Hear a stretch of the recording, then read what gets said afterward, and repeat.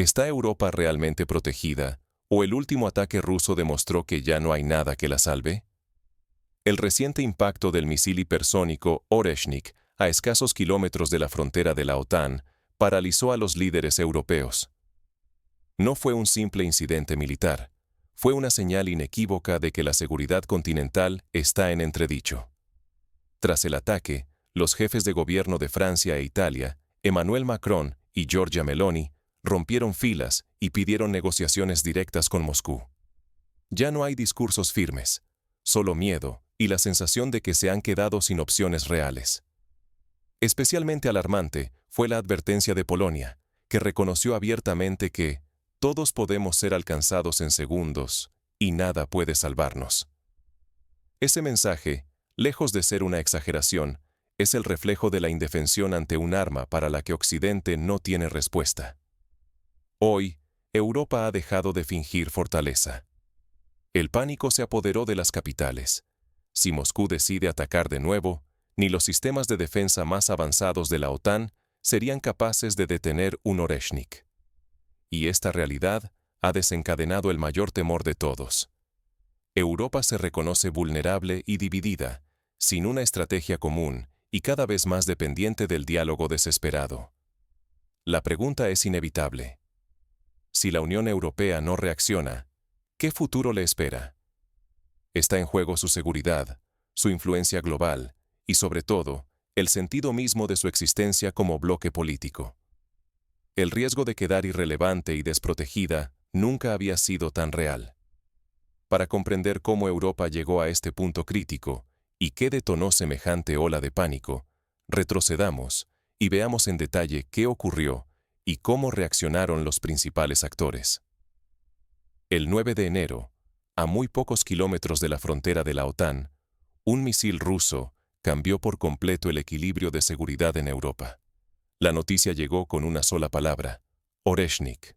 Rusia confirmó oficialmente el uso de su nuevo misil balístico hipersónico, impactando en la región de Leópolis, a escasa distancia de territorio europeo. Este no era un golpe simbólico, sino una exhibición brutal de fuerza, a tal velocidad y precisión que ningún sistema de defensa occidental logró siquiera detectarlo a tiempo. Mientras los expertos analizaban la trayectoria del misil, cruzando el cielo a más de 10 veces la velocidad del sonido, en las capitales europeas cundía el pánico. La tecnología defensiva de la OTAN quedó, de repente, expuesta como inservible ante un arma imposible de interceptar. La certidumbre de la protección colectiva, base de la seguridad europea desde hace décadas, se evaporó en cuestión de segundos. Las reacciones políticas no tardaron. En Roma, la primera ministra Giorgia Meloni convocó de inmediato a su gabinete de seguridad. La pregunta era simple y aterradora. ¿Qué hacer si Moscú decide lanzar otro Oreshnik aún más cerca? Ni los asesores militares ni los diplomáticos pudieron ofrecer una respuesta efectiva.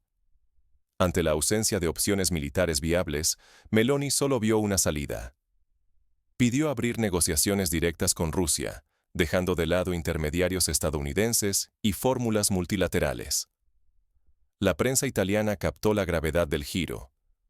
Los titulares hablaban de un cambio sin precedentes en la estrategia de Italia, que hasta ahora había sostenido la línea dura junto a sus socios europeos. Pero la presión de la realidad y el miedo a una Europa indefensa empujó a Roma hacia la mesa del diálogo. Meloni incluso propuso nombrar un único enviado especial de la Unión Europea para hablar con Putin, admitiendo que la multiplicidad de voces europeas es sinónimo de caos y debilidad. En París, el presidente Macron ya había anticipado semanas antes la necesidad de una vía directa con el Kremlin. Su insistencia en el diálogo fue duramente criticada en su día, pero tras el ataque, quedó claro que no era una posición aislada.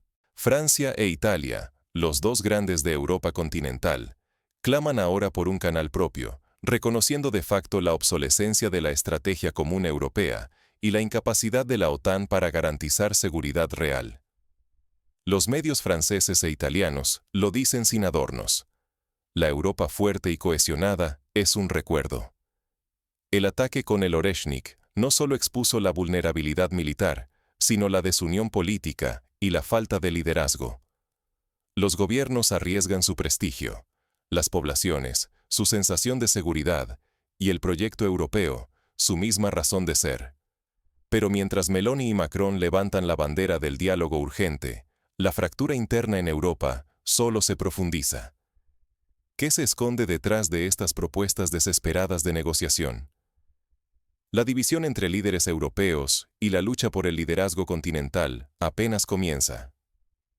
¿Cómo negociar cuando 27 países no logran ponerse de acuerdo ni en lo básico? El reciente ataque con el misil hipersónico Oreshnik no solo ha expuesto la vulnerabilidad militar de Europa, sino que ha desnudado el verdadero talón de Aquiles europeo: la absoluta falta de unidad política. Cada capital europea reacciona con pánico, pero ninguna habla el mismo idioma diplomático. Como muestra del caos, la primera ministra italiana, Giorgia Meloni, ha propuesto algo sin precedentes: que haya un solo enviado europeo encargado de negociar con Rusia. Este gesto no es solo una llamada a la unidad, sino la admisión implícita de que demasiadas voces europeas generan solo ruido y parálisis. Meloni reconoce públicamente el desorden interno y busca, al menos en los papeles, un solo interlocutor que hable por todos. Pero la realidad es mucho más compleja. 27 países, 27 opiniones. Ni siquiera frente a una amenaza existencial como la que representa la Rusia de Putin, Europa logra articular una postura común. Lo que debería ser un frente unido se ha convertido en un coro desafinado, donde cada país prioriza sus propios intereses nacionales y bloquea cualquier avance. El debate sobre cómo responder a Moscú es casi tan tenso entre los europeos como el propio conflicto con Rusia. Francia y Reino Unido presionan para enviar tropas a Ucrania, mientras que Alemania e Italia se niegan rotundamente, temiendo una escalada incontrolable. El resultado es la imposibilidad de tomar decisiones conjuntas sobre seguridad, defensa o incluso diplomacia básica. Aún más, los países de Europa del Este, como Polonia y los Bálticos, viven con el temor constante de ser los próximos en la lista de objetivos rusos. Por eso, se niegan a cualquier apertura de diálogo con Moscú y bloquean toda propuesta que suene a concesión. Para ellos, cualquier señal de debilidad es una amenaza directa a su existencia. Hungría, por su parte, juega su propio juego. Viktor Orbán ha bloqueado sistemáticamente cualquier decisión antirrusa, poniendo el interés nacional y su relación personal con Putin por encima del consenso europeo. Esta actitud no solo ralentiza la toma de decisiones, sino que permite a Rusia explotar las grietas internas de la Unión. El resultado es demoledor. La Unión Europea es incapaz de ponerse de acuerdo incluso en cuestiones mínimas. Cada país defiende sus intereses, su economía, su seguridad, y olvida el bien común europeo. Así, la mesa de negociación con Rusia está vacía, porque nadie en Europa puede hablar en nombre de todos. Esta desunión interna no es un simple desacuerdo político, es un riesgo existencial. La falta de cohesión debilita a Europa ante Rusia y ante el mundo entero. Si Europa no logra actuar como un bloque, pierde su autonomía, su relevancia y, finalmente, su capacidad de influir en su propio destino. La pregunta es inevitable. ¿Puede sobrevivir la Unión Europea a esta crisis de identidad? ¿O estamos presenciando el principio del fin del sueño europeo? ¿Estamos presenciando el principio del fin para la Unión Europea como actor global? El politólogo Arsini lo expresa sin rodeos. La Unión Europea, como proyecto político, está muerta. Lo único que persiste es una vasta burocracia, incapaz de tomar decisiones relevantes ante crisis como la actual. El reciente ataque con el misil hipersónico Oreshnik, a escasos kilómetros de la frontera de la OTAN, no solo evidenció la vulnerabilidad militar, sino también la descomposición interna de Europa. Hoy, ni Giorgia Meloni ni Emmanuel Macron tienen la autoridad ni el respaldo suficiente para negociar en nombre de toda Europa. Cada uno va por su lado, intentando salvar los intereses de su propio país. En este nuevo tablero geopolítico, Estados Unidos sigue dictando las condiciones. Europa, sin una estrategia autónoma, ha quedado reducida a una espectadora que depende de las decisiones tomadas en Washington, y no de un liderazgo propio. Las ilusiones de una seguridad colectiva bajo el paraguas de la OTAN se desmoronan ante el avance ruso. El misil Oreshnik ha dejado en evidencia que la tecnología militar europea y sus sistemas de defensa resultan obsoletos frente a un enemigo que se mueve a velocidades hipersónicas. El rearme y la fortificación, aunque presentados como solución, se ven inútiles. Ningún escudo puede garantizar protección ante este tipo de armas. Ante este escenario, las voces que piden negociar con Rusia no surgen por convicción, sino por desesperación. El diálogo propuesto por Meloni y Macron parece más una jugada para ganar tiempo que una verdadera vía hacia la paz. La falta de una postura común deja a Europa con 27 opiniones diferentes y ningún mensaje claro. La candidatura de un enviado único para hablar con Putin revela no solo la ausencia de unidad, sino también el pánico frente a la irrelevancia. La consecuencia de esta fragmentación es grave. Una Europa sin voz propia, condenada a depender para siempre de potencias externas. Si la desunión persiste, el viejo continente quedará relegado a un papel secundario en la escena mundial, perdiendo toda capacidad de influir en su propio destino. Pero incluso en medio de este panorama sombrío, hay quienes creen que la crisis puede abrir la puerta a una nueva forma de pensar la estrategia europea. ¿Qué lecciones puede aprender Europa de este colapso político? Lo vemos a continuación. Cuando toda la doctrina de seguridad se desvanece, ¿qué puede hacer Europa para sobrevivir?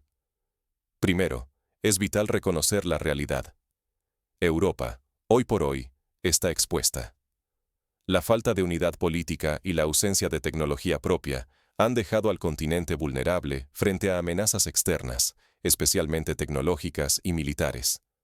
Sin cohesión ni recursos propios, cualquier crisis puede paralizar a 27 países con 27 prioridades diferentes. El viejo reflejo de seguir ciegamente a Estados Unidos ya no es suficiente. Si Europa aspira a tener verdadera autonomía y relevancia global, necesita alcanzar un consenso interno que, hoy, simplemente no existe. Las divergencias entre líderes como Meloni y Macron muestran que ni siquiera los países más poderosos logran fijar una estrategia común frente a desafíos existenciales. En el ámbito de la defensa, apostar únicamente por la militarización, sin una estrategia colectiva, se demuestra inútil. Las amenazas actuales, desde misiles hipersónicos hasta ciberataques, requieren respuestas integradas y tecnología propia, no solo más soldados o más gasto militar. Una Europa fragmentada solo multiplica la debilidad. La diplomacia europea, dispersa y contradictoria, termina favoreciendo a los rivales externos. Cuando cada capital persigue su propio interés, Bruselas pierde peso negociador y Moscú o Washington ganan margen de maniobra. El caos diplomático abona el terreno para ser actores secundarios en su propio continente. La única salida realista es reconstruir una visión común y dotarse de liderazgo fuerte. Si Europa no logra esto, debe prepararse para aceptar su conversión en un actor de segundo orden, condenado a depender de otros para su seguridad y su voz internacional. El caso actual es tanto una advertencia como una oportunidad única. La crisis puede ser el punto de partida para reinventar el proyecto europeo, apostando por la cooperación profunda y la innovación estratégica. Europa está ante un riesgo máximo. Puede perder para siempre su relevancia y su seguridad, o dar un salto hacia una nueva etapa si aprende de esta crisis histórica. El tiempo de las medias tintas se ha acabado. La supervivencia del continente depende de la capacidad de sus líderes para elegir entre el estancamiento o la reinvención. Pero, ¿están los líderes europeos realmente dispuestos a cambiar y asumir el reto?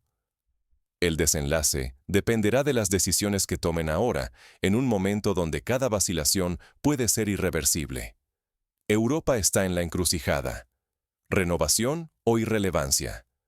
La reciente crisis ha puesto al descubierto no solo la vulnerabilidad militar de Europa frente a Rusia, sino también su incapacidad de actuar como un bloque unido y fuerte. Los llamamientos de líderes como Giorgia Meloni y Emmanuel Macron para negociar directamente con Moscú son más un grito de alarma que una muestra de poder. evidenciando que las capitales europeas han perdido el control de su propio destino.